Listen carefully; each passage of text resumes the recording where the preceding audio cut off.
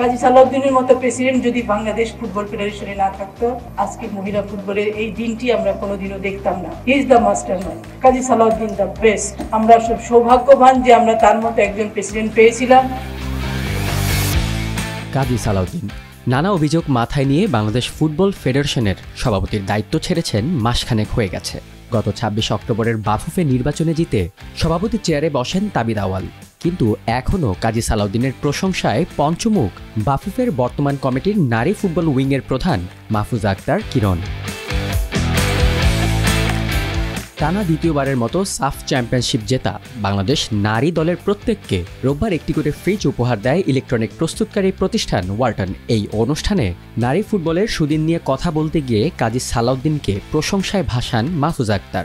আর একজনকে আমার ধন্যবাদ না জানালেই নয়, যার নাম না নিলে আজকে মহিলা ফুটবলের এই অবস্থান এখানে হতো না। আজকে আমরা মেয়েদেরকে সম্বর্ধনা দিতে পারতাম না, আজকের এই দিনটিও আমরা বাংলাদেশের মানুষ দেখতাম না।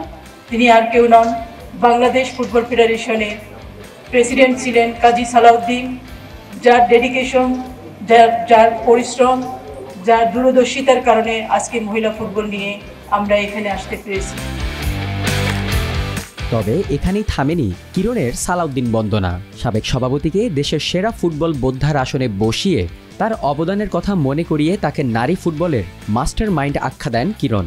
বলেন, বাংলাদেশ ফুটবল ফেডারেশনে তার মতো প্রেসিডেন্ট না এলে নারী ফুটবলের সাফল্যই আসতো না। কাজী সালাউদ্দিনের মতো প্রেসিডেন্ট যদি বাংলাদেশ ফুটবল ফেডারেশনে না থাকতো, আজকে মহিলা ফুটবলের এই দিনটি আমরা কোনোদিনও দেখতাম না। He is the mastermind. আমি আবারও বলবো যে বাংলাদেশে অনেক ফুটবল বোদ্ধা আছে, but Kazi Salauddin the best. আমরা সব সৌভাগ্যবান যে আমরা তার মতো একজন প্রেসিডেন্ট পেয়েছিলাম। সে তার সমস্ত মেধা দিয়ে আমাদেরকে এই জায়গায় পৌঁছে দিয়ে গেছে। আমরা আগামী দিনগুলোতে তার সেই দর্শনকে সামনে রেখে এগিয়ে যাব, এটাই আমাদের প্রত্যাশা। ২০০৮ সাল থেকে টানা ৪ মেয়াদে বাফুফের সভাপতির পদে থাকা সালাউদ্দিনকে প্রশংসায় ভাসানো মাহফুজা আক্তার ভরসা রাখছেন নতুন সভাপতি তাবিদ আওয়ালের উপরও। তার বিশ্বাস, নতুন সভাপতির তত্ত্বাবধানেও এগিয়ে যাবে নারী ফুটবল।